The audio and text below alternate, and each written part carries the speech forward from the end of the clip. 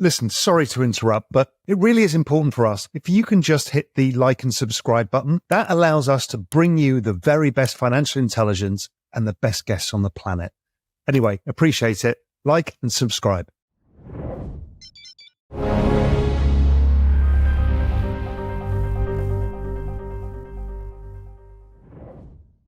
Welcome back to Real Vision. I'm Ash Bennington. Today, I have the pleasure of speaking to Jim Bianco, our old friend. Jim, welcome back. Yeah, it's good to be back. Thanks for having me, Ash.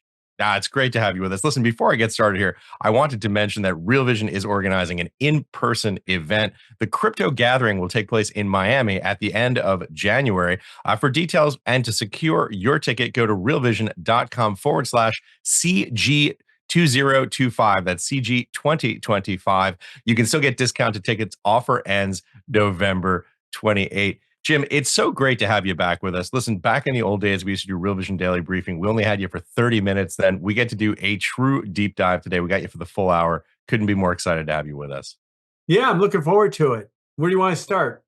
All right, Hopefully Jim, in the Bronx. Where do you want to start? I feel like maybe you got something on your mind. Yeah. I'm happy for the Dodgers. I know that now I've probably alienated half of the audience here. But I'd like to start big picture about the state of the economy and what's happening with the economy. Let's talk about what has been going on for the last 2 or 3 years.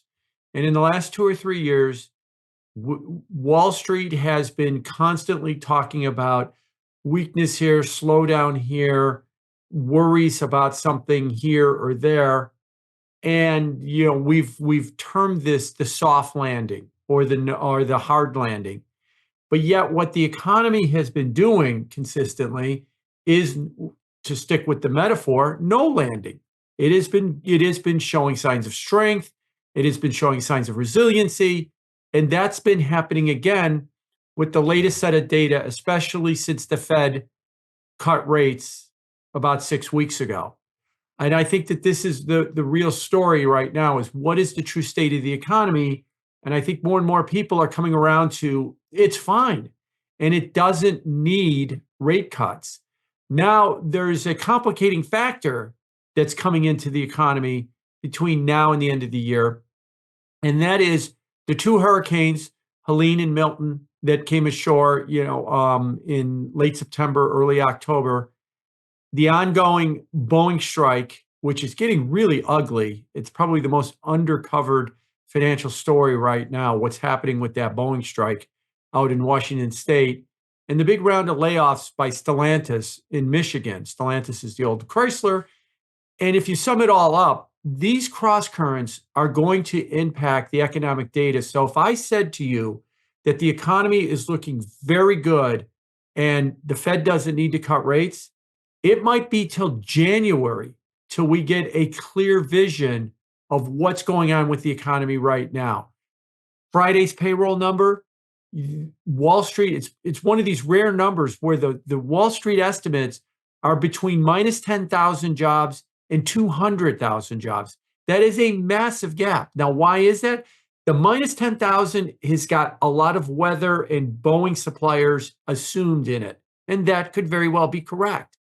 The 200,000 job number has none of that assumed in it, and that could be very well correct. So if you see a weak number on Friday, you could immediately yell weather and strike, and therefore it's not a true reflection of the economy.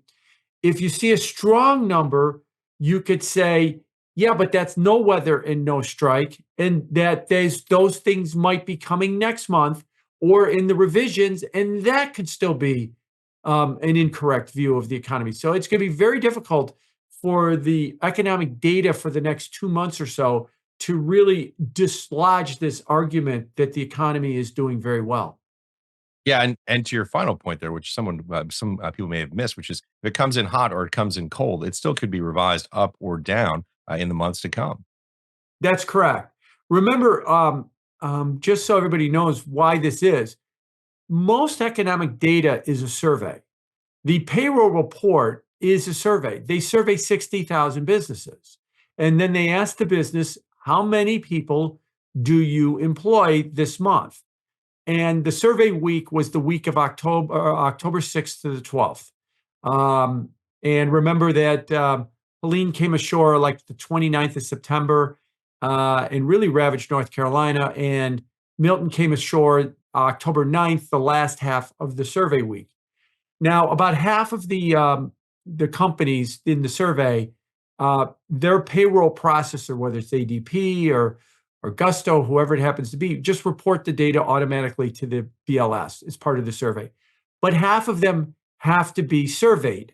Well, if your business closed and everybody left the state to get out of the way of the hurricane, no one answers the survey. So if you were employing 100 people, to use a round number, they then put you down for 0 this month, and they'll call you next month. And next month you may say, no, we still have 100 people. And they'll say, what about last month? We had you down for 0 because you didn't answer the phone. Oh, put me down for 100 last month too, because we were just out because of the hurricane. And that's going to happen with this data all over the place for the next 2 months or so. And the same thing with the Boeing strike. There's something like I've read somewhere between 30 and 50,000 suppliers might be idled. Okay, well, there's 30 or 50,000 people that have been laid off temporarily until the strike gets resolved, and then they'll get hired right back because they're not creating parts and supplies to send to Boeing because that strike is now 5 weeks old, and they've been completely idled with the airplanes that they've been making. Hey, I hope you're enjoying the episode. If you want to dive deeper and really dig into what's going on and how to understand it, then grab my Everything Code PDF for free. Just hit the link in the description below. You're going to love it. I'm sure it's going to really help you. And of course, you also have the household survey. This data gets really complicated really quickly. The more you dig in, the more you find underneath the surface. But Jim, let me ask you this. Right now, we're talking about the noise in the data, some of the reporting errors. I remember from my days at Rubini Global Economics that there were a few economists there who would only look at the 3-month moving average of these numbers to try and get some smoothing in. The real question that we're asking here is trying to get a proxy, trying to get an understanding of what's happening with the strength or relative weakness of the U.S. economy. We're talking about the noise. What's your sense on what the signal is? What does your gut tell you based on the broad picture of all the data that you look at? What may be happening in terms of the relative strength or weakness of the U.S. economy right now? Oh, I think that the economy is showing definite signs of strength. And it is, if anything, it might be accelerating. You see that in the, say the Citibank or the Bloomberg surprise indexes. Those are measures where they look at the consensus on Wall Street versus the actual data. It's been beating since late August. It's been beating quite handily, meaning that the data has been coming in much stronger than expected. And maybe if you want to look at the market, the 10-year yield is up 66 basis points now since the Fed cut on September 18th. This is far and away the largest rise in yields in the first month to 6 weeks after a Fed rate cut that we've ever seen. And what's going on here is I think that the market is somewhat rejecting the Fed's rate cut cycle, saying that it's not necessary and that it is going to maybe be too stimulative. And if I could pivot a little bit to the election, there is a widespread expectation now that Trump is going to win. And it's close. The polling and our expectations could be off, but we are expecting a Trump victory. What does a Trump victory mean? It means tax cuts, deregulation, and tariffs. That's fiscal stimulus and tax cuts. That's unleashing businesses in deregulation, and tariffs are adding price to imported goods. That's inflationary. And what the market is saying is, there's your stimulus. There's plenty of stimulus. Jay Powell, we don't need you cutting rates. You're just piling on, and you're going to create an inflation problem probably sometime in 25 with all your rate cuts. And that's why I think that the first reaction was, remember all those stories about the Fed cut rates? What does that mean for borrowing costs? What does that mean for consumers? No one wrote the story, you better refinance today because it's going to get worse tomorrow, because that's exactly what's happened. And the reason that every market-based rate has gone straight up since the Fed cut rates is because the fear is we don't need those rate cuts. You're going to overstimulate the economy at a time it's going to get a lot of stimulus from a potential Trump victory, at a time that it's already strong, and we're just setting the stage for more inflation.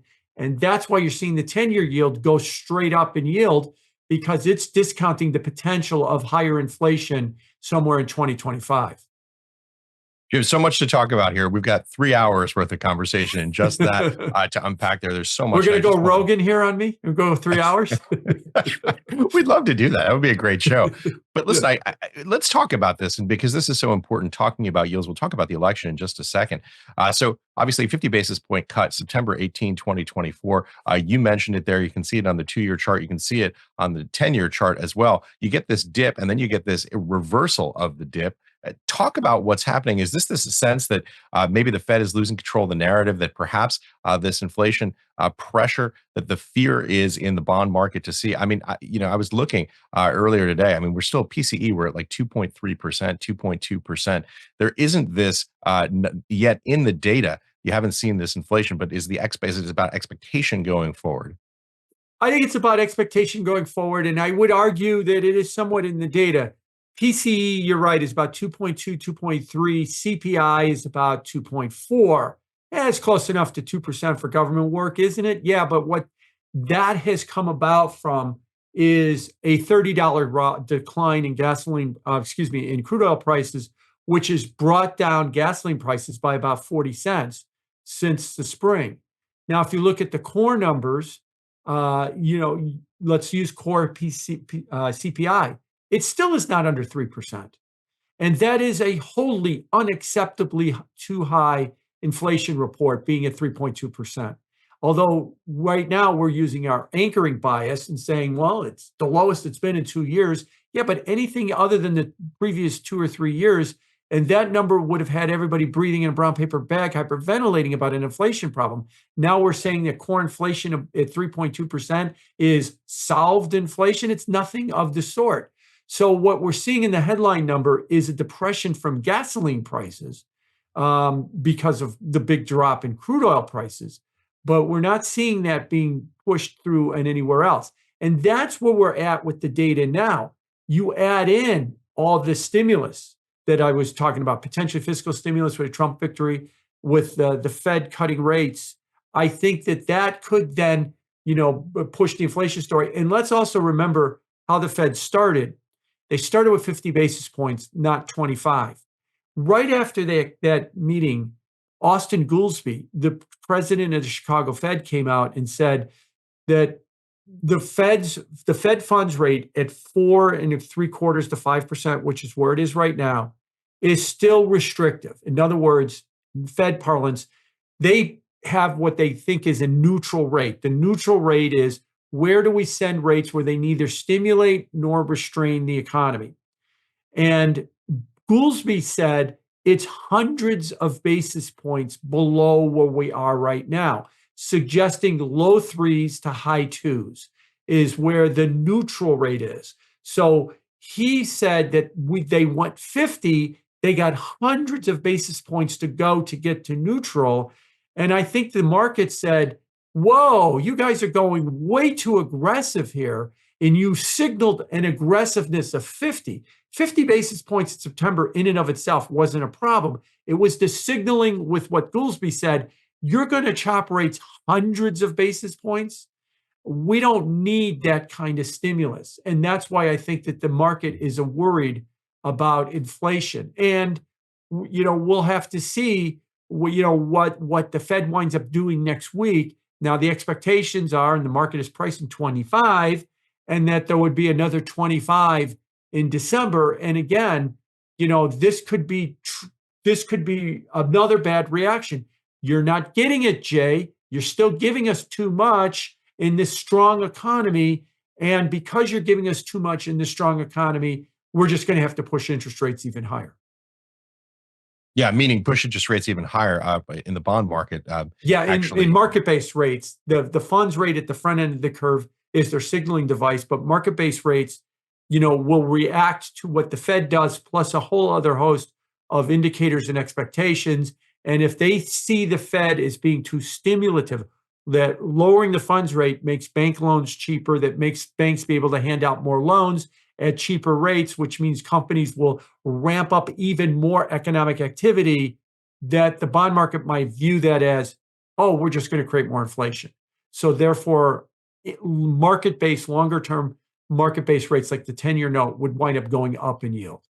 Yeah, and harder for the Fed to control the back end of the curve, or even the Right. belly of the curve there in the middle. Federal funds rate right now, 4.75 to 5%.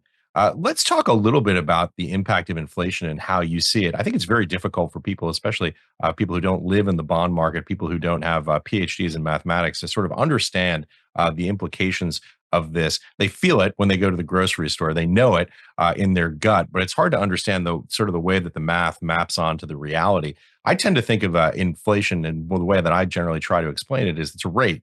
Other things that are rates in your life would be speed, right? It's the amount of distance that you're covering in a particular time.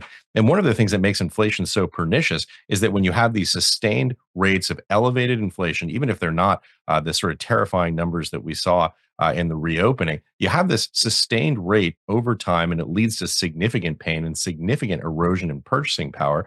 This is why every cashier I know at when I go to a grocery store says, how many people say wow when they look at that number? It's a lot. It's absolutely brutal. It's been sustained over time. Talk about some of the macroeconomic impacts of that as you see them, Jim. Axios had a great chart over the summer, and it was a chart of the rate of inflation, as you were talking about. It went to 9% in 2022, and then it fell back down to like 3% in recently, and now 2.3%. And they said this is what economists look at when they talk about inflation. The next chart they had to the right of it was the cumulative increase of inflation.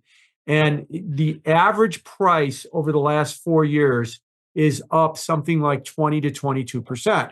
So whatever cost you $100 at the grocery store 4 years ago costs you $122 today. And they said this is what normies think about inflation.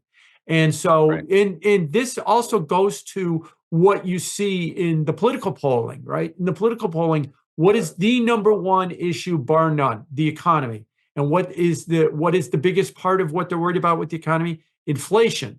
And when the economists say, yes, but it was 9%, it went down to 3%, the normies are saying, no, it's $122 to buy the same things that it cost me $100 4 years ago. And that's why they're reacting to it. Also, keep in mind that those numbers that we're talking about, it was 9, went down to 3. Those are positive numbers. That means that the inflation rate goes up every year. That means that $122 that you're spending at the store now relative to 2020, you're going to spend even more next year because we don't have a negative inflation rate. Biden tweeted out, or should we say whatever intern runs his Twitter account, that the inflation rate was 9 and it is now 3. And if companies don't start cutting prices because it fell from 9 to 3, that they're going to start looking into it. And it's like, oh, so tell me that you don't understand inflation without telling me you don't understand inflation. 3% means they're still going up in price. They're just not going up faster. And therein lies the problem.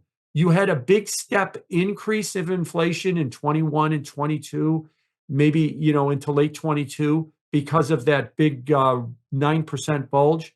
And then it never backed off. It then went back to continuing to rise at a normal rate. So you still have to pay those higher prices forever. And that's why, the last thing I'll say about inflation is that's why inflation is probably the most important economic thing to think about. It impacts 100% of the population. It impacts every single person. It impacts Elon Musk. It impacts the prices that he has to pay at SpaceX and at Tesla. It impacts the prices of everything. It impacts what we pay at the grocery store. It impacts what our companies have to pay, what our suppliers have to pay. It is a very virulent thing that when you get inflation, it can be devastating to an economy.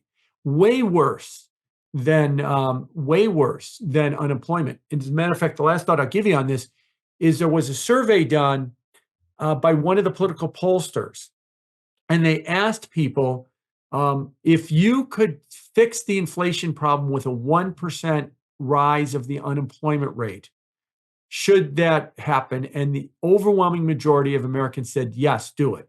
In other words, if we have to throw 1.6 million people out of work so that the other 300 million people could see prices come down or at least stop going up, sorry, 1.6 million, you're just going to have to get sacrificed. That's how pernicious inflation can be, that people would think that way, that they'd rather throw 1.6 million of their fellow citizens out of work to get rid of this inflation problem. Yeah, I mean, it reminds me of the old Ronald Reagan joke about the difference between a recession and depression. Recession is when your neighbor loses his job, and a depression is when you lose yours. But the idea here is a serious one, which is that when you have inflation, it is 100% of the workers in an economy, 100% of families are paying those prices. And in addition, as you point out, of course, obviously the input costs into everything that gets produced, whether a good or a service. Right. The other nuance I would give you about inflation, because we tend, we did it here too in this conversation about the grocery store and everything. If you look at the CPI basket, and I think it's fairly accurate, 75% of what we spend our money on is services. It's not goods. It's about 25% of it is goods. What is the biggest driver of services is wages. So when you watch and you see that the port strike was settled and that there's a 63% increase in wages, that the Boeing workers were offered a 40% raise in wages, and that they turned that down because they want more wages. And you see that wages are going up quite a bit. That means that services are going to get more expensive, because that's the input. A service is basically labor, and labor is wages. And so if services are going to get more expensive, then that means that the inflation rate is not going to come down. And that's ultimately why the inflation rate and wages can never really decouple. Because, some people have argued, well, maybe we could get to a period where wages can grow at 4 or 5%, but the inflation rate can grow at 2%. But they can't. Those two things are tied to the hip. If wages are growing at 4 or 5%, which is what they have been growing at, then that means that all services are going to become 4 or 5% more expensive in a year. And that now they don't have to go up, penny for penny with wages, but they're going to be very, very related to each other. So higher wages are going to keep dragging up the price of services. And that's ultimately what we pay most of our dollars with, is the purchases of services. Yeah. Jim, I want to shift gears here to talk about something else that you just mentioned, which of course is the election. Obviously, we're about 7 days out right now. I avoid talking about politics like a plague on this show, but this is something that I think is just too important to ignore right now. And to me, the single biggest story, the single most confounding story is this disconnect between what seems to be happening in the betting markets versus what seems to be happening in the polling data.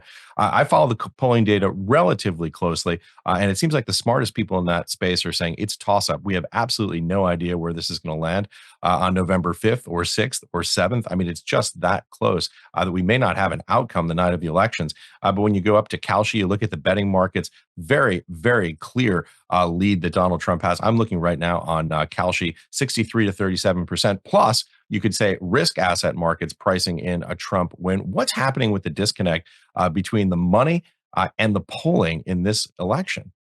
So first of all, I'm looking right now, Polymarket.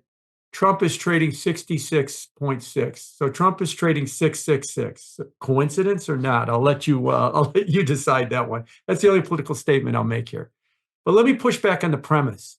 I've been very vocal on social media, especially on Twitter and on LinkedIn, to argue that there is no manipulation in the betting markets, and that if you were to put together a fair value model for the betting markets, that trading in the low to mid 60s is exactly where they should be trading, and that is where they're trading. Now, how do I arrive at that? And what I'm trying to argue here for people is, yes, pay attention to the betting markets. Yes, let me tell you what they are. They are the summation of what we know into one probability. That's a probability. A key thing about probability is when you see people say, Trump is trading with a 33-point lead over Harris, 66 to 33. That's basically let me tell you, I don't understand probabilities without saying I don't understand probabilities. That's not the proper way to look at a probability. 66% means he's got a 1 in 2 chance of winning the election, or 2 out of 3 chance to be more specific, to win the election. To put this in football parlance, and then I'll talk about why I think it's appropriately valued, because it is football season. If Trump is trading 66 on down, and he's trading 66 on Poly, and he's trading 63 or so on Kelce, he's got less than a 3-point lead. A Harris field goal wins the game. That's how close this is. It's late in the fourth quarter. She's down by less than 3 points. If he trades between 66 and 80, he's got between a 4 and 7 point lead. A Harris touchdown wins the game. It's a little harder, but not impossible. If he trades above 80, he's then trading more than 7 points above. Then it's 2 scores by Harris, and that becomes a lot more difficult. So yeah, no, that I think the problem is people look at these markets and they say 66 is very much different than 55. It really isn't. It isn't. Now, why do I think that mid 60s is appropriate? It's a futures market. It's a futures market that will expire. I agree with you, sometime next week. It should expire a week from today, but it should expire sometime next week. How do you price a futures market? You need 3 inputs. You need the spot rate, you need carrying costs, and you need expectations. So let's start off. What is the spot rate? Okay, I've argued, and I even tweeted about this the other day, look at Nate Silver's Silver Bulletin, or look at the 538 model, or look at the Economist model. These are modelers that use all of the known information, and they put out a model of what they think the probabilities of the election are. Trump is trading at 54 to 55 in all these models. So that's the spot rate. Start with that. The modelers have him at 54 to 55 carrying costs. I'm tying my money up with this. I'm not getting interest on it, but it's only a week, so there's really no carrying costs are negligible. Expectations. All right, the spot rate's 54, 55. But Trump has been in an uptrend, and the perception is Trump is going to win. He should trade at a premium above the spot rate. In the futures markets, we call that contango. He should be trading with contango, which is what he is, and he's trading in the low 60s, 63 to 66, say 55-ish or so, 54 is where the spot rate is. It's all reasonable. That's exactly where it should be. That this whole talk about manipulation, look, I first started trading in the betting markets in 1992. I lost a ton of money in the betting markets in 2000. By the way, the reason I say it that way is because I made a big bet that George W. Bush was going to win the recount. So I went in and I bet big that he was going to win the recount. He did, except I bet the wrong contract. I bet the contract that he was going to win the popular vote. He went to the White House and I wound up with 0. So my warning to everybody is read the contract, read the specifications of the instrument you're buying to make sure you understand what you're buying. I made that mistake in 2000. I will never make that mistake again. I always carefully read every contract that I'm buying. So no, these markets are appropriate. And every time you hear talk of manipulation, it's always the side is perceived to be losing. So yes, Trump is a favorite, but it's not impossible for Harris to win this game. She's a field goal away from winning this game, but he's ahead late in the fourth quarter. And yes, the scoreboard of him being at 63 to 66, because that's what I think manipulation is. It's the coach, stick with my football metaphor, pacing the sideline going, that scoreboard is wrong. I'm winning this game. No, you're behind, but it's doable for you to win if you'd stop complaining about the scoreboard and start constructing a strategy to win the game with the little bit of amount of time that's left. So he is ahead, and that the betting markets, I think, are appropriately priced. Well, Jim, I think you managed to square the circle there, because I think this disconnect was something that a lot of people have been thinking about. By the way, not a political statement, but if the Giants were up 2 points in the fourth quarter, I would assume they would find a way to blow the lead. Well, like my Chicago Bears did with the last play of the game against the Washington Commanders on Sunday, if you saw the 60-yard Hail Mary that they lost on. Yeah, it happens all the time. It doesn't mean it's going to happen this time, but that's the way you have to think about it if you're a Harris supporter. As we understand the data, and I'll make one comment about that. As we understand the data, he's ahead, but not that much, and it can be turned around. Now, there's another argument you can make too, that what we understand is wrong. That happened in 2016. As we understood the data, Clinton was ahead, and Clinton was going to win, and that was wrong. And now, is this wrong? Sure, it could always be wrong. In fact, I would even argue to you it is wrong. We just don't know how it's wrong at this regard. Remember, in 2016, we underpolled Trump. He outperformed the polls.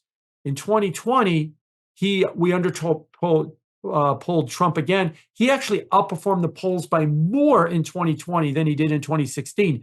The difference was when, by the way, in 2020, they told us that the pollsters told us they had figured out a way to correct for it, and the spreads widened, to your point. Right. The pollsters told us that they corrected it and it got worse. The difference in 2020 was Biden had such a big lead that when you have this lead, he still wound up winning the presidency. Clinton's lead wasn't big enough in 2016 that when you added in the polling error, it flipped the election. Now, 2024, did they fix the polling error? Everything I've seen, even Nate Silver says, we don't know. We just don't know if they fixed the polling error. Now, maybe they have, and maybe these polls are right, or maybe we're undercounting, Trump again, like we did the previous two, or maybe we're underestimating Harris support or turnout or something like that. Sure, that's always possible. In which case, you then have to say, look, by available information, Trump is leading, but I think that there could be a mistake in the polling or in the perceptions, and therefore Harris winds up winning. Sure, that's very possible. But you have to make that case. Most people make that case emotionally. I want Harris to win, so therefore I will believe Harris will win instead of giving hard evidence. I think Silver's got it right. We just don't know if there's a polling error this time around. We will make the assumption that pollsters want to continue to be employed as pollsters, and what their primary objective is to be accurate so that they can continue to get gainful employment after next Tuesday, and that they're trying really hard to be accurate, and we'll find out in a week if they are accurate. Yeah, I actually subscribe to Nate Silver's Substack as well. And here, I want to read this. This is the opening line of Nate Silver's Substack, and it's been the same for the last 10 days or so. Let's cut to the chase. So who's going to win the election? Well, honestly, we don't know. Exactly. We don't know. And that's why I would come back to what I said before.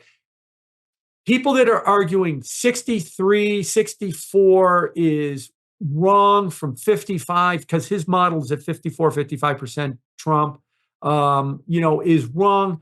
That's in a probability world. The difference between 54, 55 and 63, 64 is not material. And people think that incorrectly, because they'll say Trump's 20 points ahead, as if that's a vote share, as if that's a runaway election. Remember, in a week, one of these is going to be 1 and the other one's going to be 0.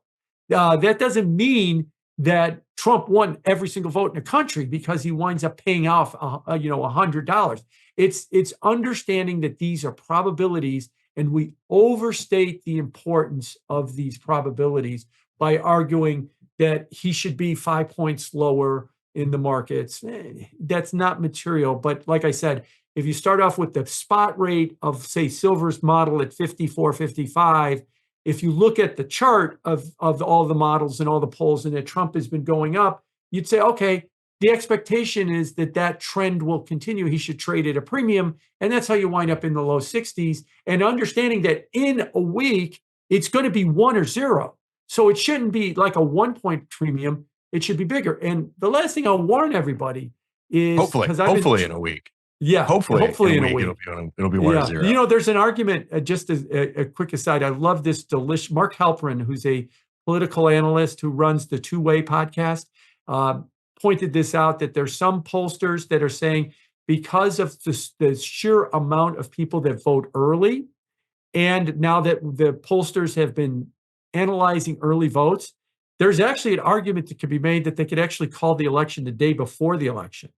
Not who they think is going to win, that it's already over because of early voting, and that the election day is largely ceremonial. Now, no one's going to do that, but I loved it because it's so deliciously contrarian that we can actually call it the day before the election, that not you're going to win, that you've already won the day before. I'm not saying that it would be Trump, and I'm not saying it would even be the presidency. And he was more focused on Arizona. Something like 95% of the balloting in Arizona is going to be done early, and that they could actually start calling like the congressional and the Senate race. They could call it at the end of the week before election day, because they could just look at the early voting numbers as well. So yeah, I mean, this is going to. You're right. We don't know who's going to win. And we need to understand that these are probabilities. These are not vote share totals. And when people say Trump's got a 25-point lead, they're implying that these are vote share totals, and they're not vote share totals. Jim, I just had a mini epiphany while you were speaking, and you tell me if you agree with this or not. But one of the problems that we have is a word, a single word, and that word is prediction. We call these prediction markets, right? That's the term of art that most analysts use. They're not prediction markets, they're betting markets.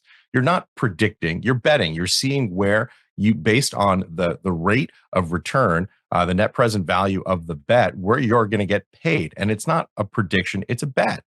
Right. We'd be better off calling these probability markets, because, that is a better option. Look, as Silver would point out, as I would point out to you, if Trump is trading 66, just to use that number right now, that means if you had 100 elections, Harris wins 33 of them.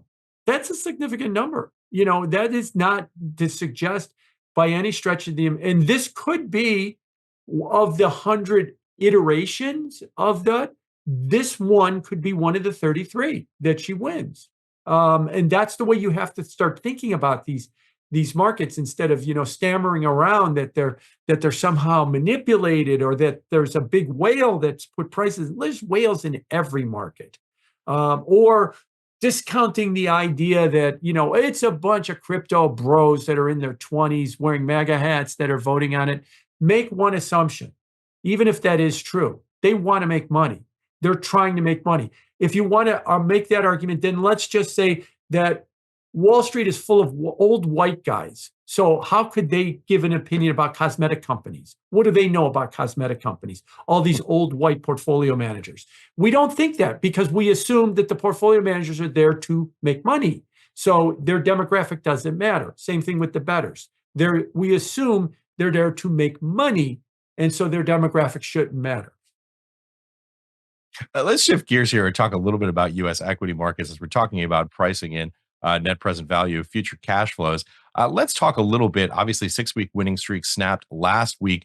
Year-to-date basis, this is interesting. S&P 500 up about 23% year-to-date. On a trailing 12-month basis, up nearly 40%. Obviously, these are some base effects, and it's strange because we're very close to the end of the year, but sometimes that's the way the trailing data set looks. Jim, what do you think about U.S. equity markets? What's your view right now? So, by the way, you want a fun fact about the U.S. equity market? The number of you mentioned that the U.S. equity market's up 23%. The gold market's up a little in the low 30s, around 31, 32%. The number of times that the U.S. equity market and the gold market have both been up 25% in the same year. Remember, we're up 23% in the stock market, so we're close. 0. So we're in the range of potentially doing that for the first time, that both gold and stocks could be the big winner in the same year. So there's your fun fact for the day. But now, so other than being a fun fact, what does that mean? I mean, that is really interesting.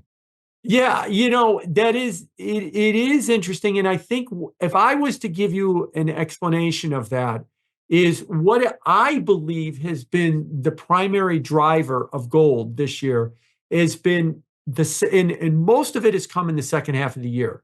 Most of the gold rally, if not all of the gold rally, has come in the second half of the year. I think it's been monetary largesse. I think that the gold market is looking at too easy policy with the rate cuts, the expectation of rate cuts, the reality of the rate cuts, that policy has been too easy, and that policy is going to produce inflation. Remember what gold is.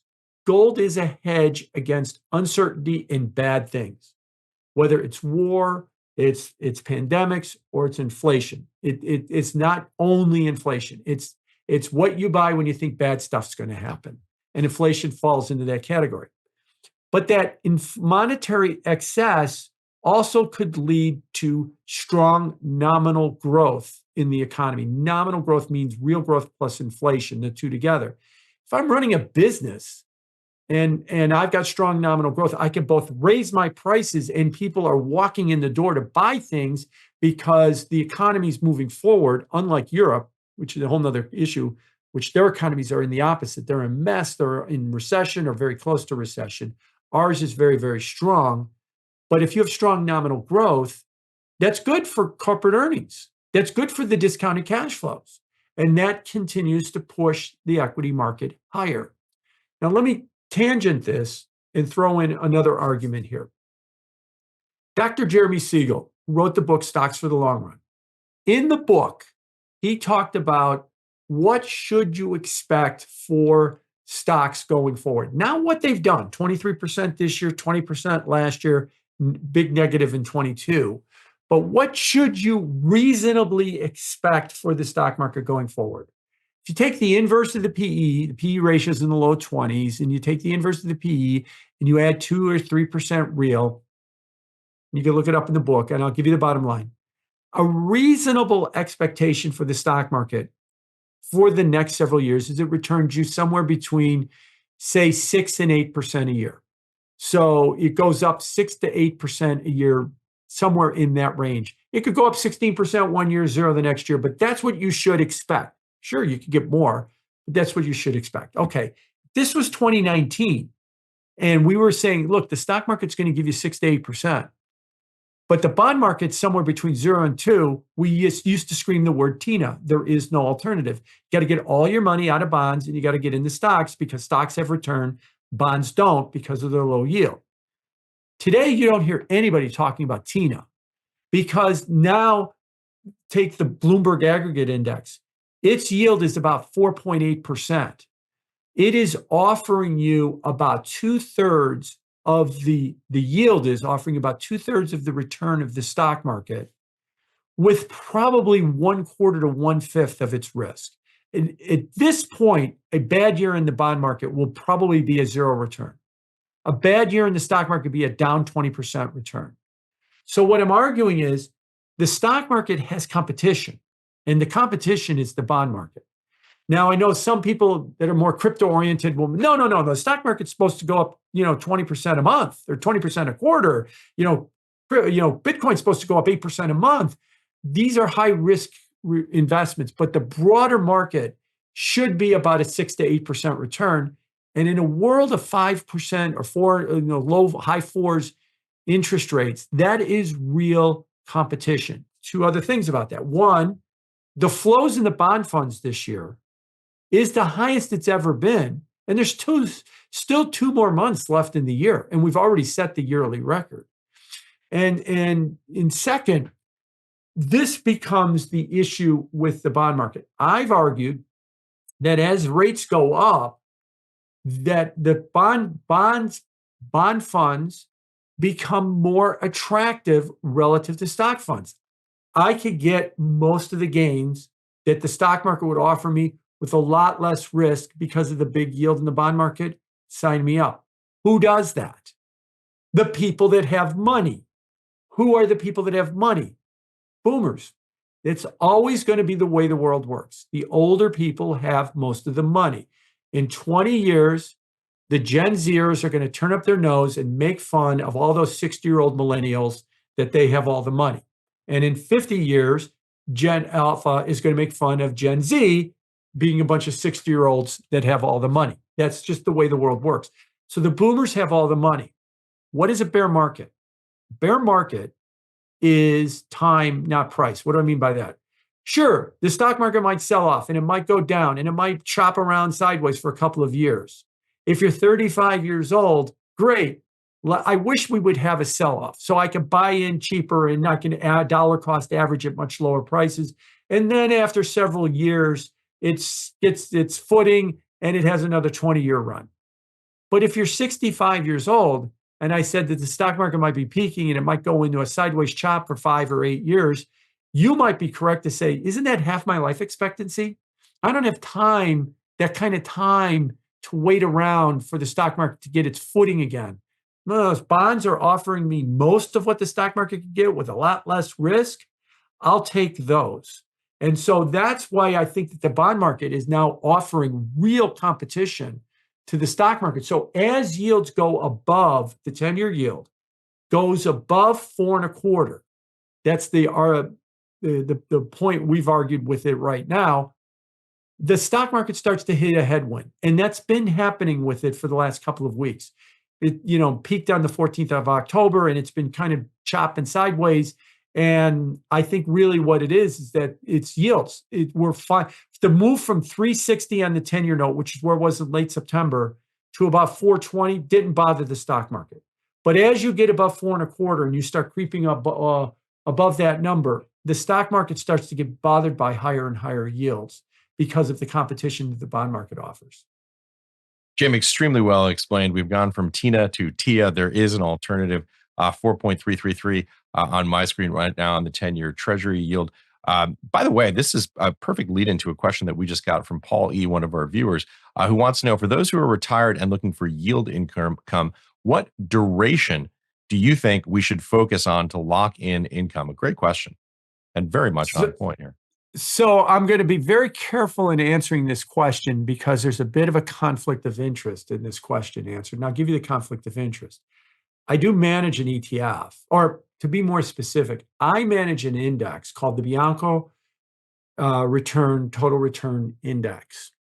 BiancoAdvisors.com, you can find out about the index. It is a discretionarily managed index. We basically set up a portfolio in the form of an index that we think will give you the best fixed income return. There is an ETF run by Wisdom Tree, WTBN, Wisdom Tree Bianco Nancy, WTBN, which is the Wisdom Tree Bianco fund that tracks our index. So we are effectively running an actively managed index. Now that I've said that, I think active managed is probably the best way to go when it comes to fixed income, whether it's our fund or any of the other ones, and there's a lot of good ones out there. Why active management? Well, your first response might be, well, no one can beat an index, right? In equities, that is the case. Over the last 3 years, according to the S&P index versus active, which is called the SPIVA report, which looks at active manager returns, 85% of active equity managers cannot beat their benchmark, like the S&P 500. So just buy an index, buy VOO or SPY or something. If you were to give your money to a professional manager, 85% of them can't beat that anyway. So that's why indexation is so popular in equities. But in fixed income, over 50% or around 50% of active managers can beat the index. So if your argument was, should I buy BND or AGG? These are indexes. BND and AGG are the two biggest bond ETFs in the world. They track the Bloomberg Aggregate Index. I believe AGG is Vanguard and BND is iShares, BlackRock, although I might have those reversed. But they track the Bloomberg Aggregate Index. But an actively managed index historically has a 50% chance of outperforming. Why? The bond market's a very different animal. And I'll give you one simple explanation for why active managers in bonds can outperform, but active managers in stocks can't. In stocks, your biggest weightings, your Magnificent Seven stocks, are your all-stars, your stocks that have gone up huge. If you're not all in all the time, pressing the bet on all those Magnificent Seven stocks, that is half the game. The S&P is up 23% this year. Something like 12% of that is 7 stocks. If you were not pressing the bet in those 7 stocks, you had zero chance of outperforming the S&P. And that's very difficult for an active manager to do because those stocks, by most explanations or understandings, are overvalued, have overbought, and present a lot of risk. But in fixed income land, your biggest weightings, your over-leveraged companies? Are your countries that borrow too much money in structured products like mortgages, your bad structures? In other words, they're your problem children. Whether you're all-stars in equities, they're your problem children in bonds, and you can recognize them as problem children and avoid them. And that's a big reason why a lot of managers outperform in active management. So I would argue that the best way to look at it in fixed income land is look for active managers. In fact, it's one of the fastest growing categories in fixed income right now is actively managed ETFs. And that is probably the best way to do it because the bond market is structured in such a way. So the question is asking, should I put a bond ladder in? Should I buy this index or should I buy that index? And then when should I change the index around? That's what active managers do. And that's why I think that they're very successful in fixed income, where they're not so successful in equities, because one is the all-stars and the other one is the problem children. Jim, that's so interesting to talk about. Obviously, we've had this conversation on Real Vision a lot about passive indexation, but you're talking about 50% return from 7 stocks. I mean, it is, you could look at that on the face and say that seems like it's problematic, maybe problematic at the macro level, problematic at the level of potential. Go ahead.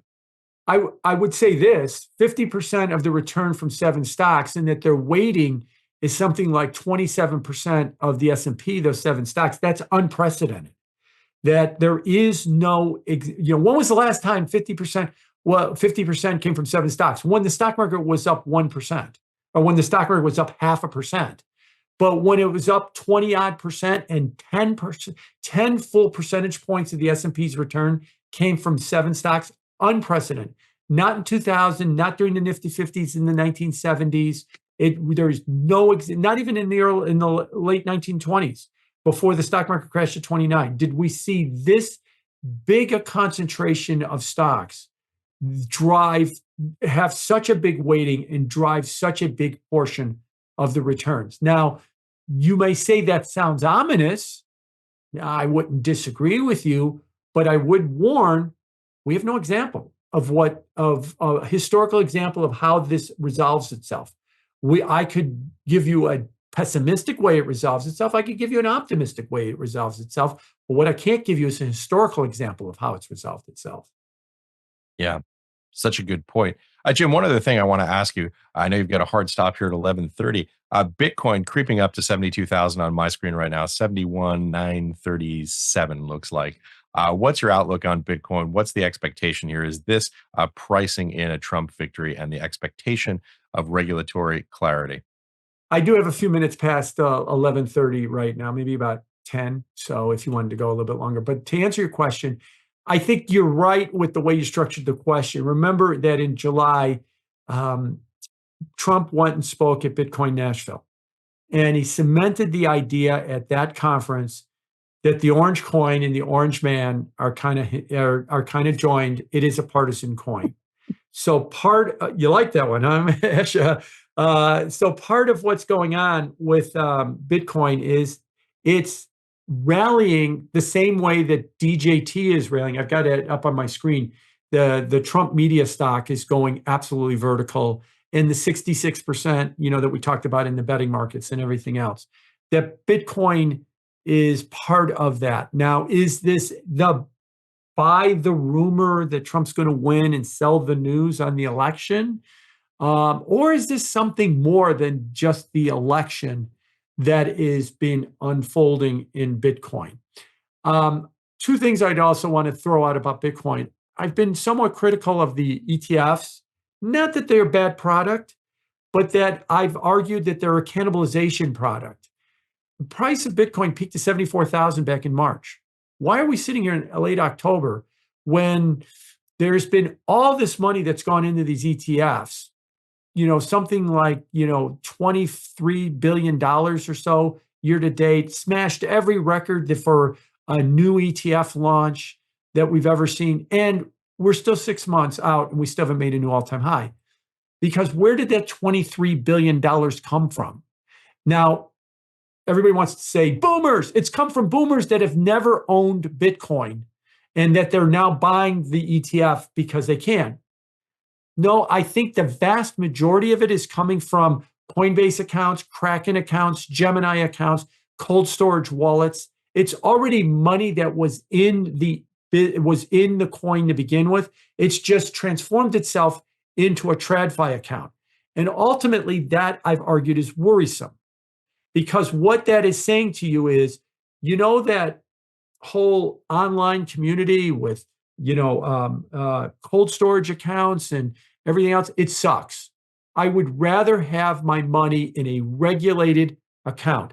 The whole idea of self sovereignty and holding your own keys, which is the bedrock principle of Bitcoin, not interested in it. I'd rather have Larry Fink hold my Bitcoin for me and run dominion over me in terms of regulations with him and the New York Stock Exchange and the SEC. That's worrisome. And that's one of the reasons why I think that Bitcoin, despite all this money, it's money that was already in the ecosphere, just transferring itself into a traditional brokerage account to buy the ETF. And this message there for the crypto community is, why? Why is everybody rejecting what you guys are doing? And they just want to own it in their TradFi account. Now, there's some money that's coming in, from endowments and trusts and from individuals, and that it's first time money, but it's not nearly as much as everybody thinks it is, as well. So what I've argued is, what's holding back Bitcoin from going to 100,000 or 3 million, like, I've heard some estimates now and stuff like that, is I think it's been development and adoption. You need more the basic question is, what does Bitcoin do? It could do a lot more. We've got ordinals, we've got Sats, we've got, the Lightning Network, which is a little bit old. There's a lot of things it can do on top of those and even more. Let's get there. Let's get more development into the crypto sphere. Let's become maybe a means of payment. Let's become something more than a store of value with it, as opposed to, no. I'm just going to own it. I'm just going to own IBIT in my brokerage account, and I'm just going to wait for that magic number to go up and make me rich. It's only going to make you rich when we have some more breakthroughs and more development with Bitcoin. And I think if we're chasing all the money back into TradFi accounts and out of the self-sovereignty and out of the blockchain itself, that ultimately is going to retard the development of the coins and make it harder for the price to go up. This whole argument that somehow the ETF was going to be a gateway drug, that people were going to buy IBIT, and then pretty soon they were going to start exploring Coinbase, and the next thing you know, they're going to own all their coins in cold storage. It's gone 180 degrees the other way. And that is worry, So as positive as you thought that was going to be the gateway drug to get everybody into blockchain, you should be worried that the reality is it's going the other way. And that is the biggest warning sign that I see from Bitcoin. So yes, it is rallying because it's the orange coin with the orange man. I fear that it might be a sell the news on the election, especially if he was to lose. But beyond that, we've had the halving, we've had the big inflows. We can't make a new high in price. We need development. We need more development. We need more use cases for it that will drive more online adoption, crypto adoption, as opposed to TradFi adoption. And then we could start to really see the price cook. And I'm still optimistic we're going to get it. It's just that it might be slower than we think because of this migration of money the wrong way back to TradFi accounts. Yeah, Jim, I agree actually with a lot of the points that you just made there. Boy, this is a whole show in itself. How do you want to own Bitcoin, even if you are bullish on it?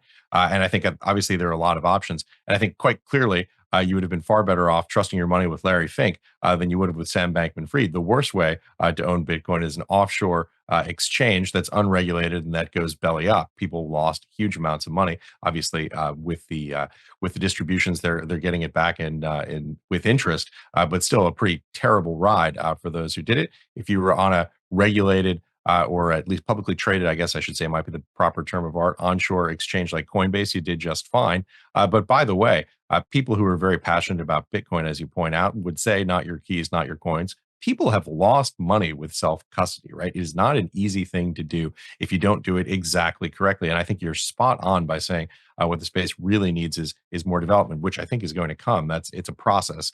The internet didn't arrive fully baked in one day. It's a process, but the UI, UX, the user interface, user experience for digital assets, I think is going to improve over the years, but it does take time. And I think it can be frustrating for those of us waiting to get here. So it becomes as simple as, paying for something with Apple Pay. It's not there yet. Yeah, you tell a normie, to speak to the crypto crowd, you tell a normie that there's no 800 number to call when you lose your seed phrase to get your money back, and that scares the living hell out of them.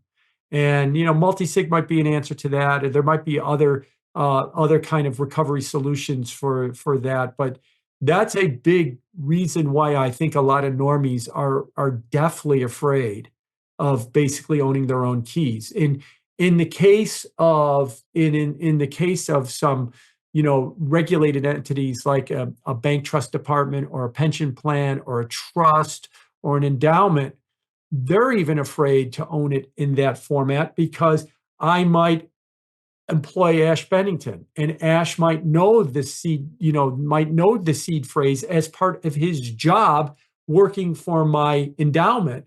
And then one day Ash leaves. I can't change the seed phrase. And I can't change the seed phrase every time somebody leaves. There's a vulnerability there, and how do I overcome that vulnerability? And so this is what you got to do in order to get people on chain. Otherwise, if they stay in their TradFi account, we're not really fulfilling the mission of Bitcoin. I think you're right. I think it's multi-sig, and I think it's wallet abstraction. The idea that you can program in an arbitrary amount of logic into wallet abstraction is probably the solution. But again, to your point, Jim, it doesn't arrive overnight. That's not going to be here next Tuesday.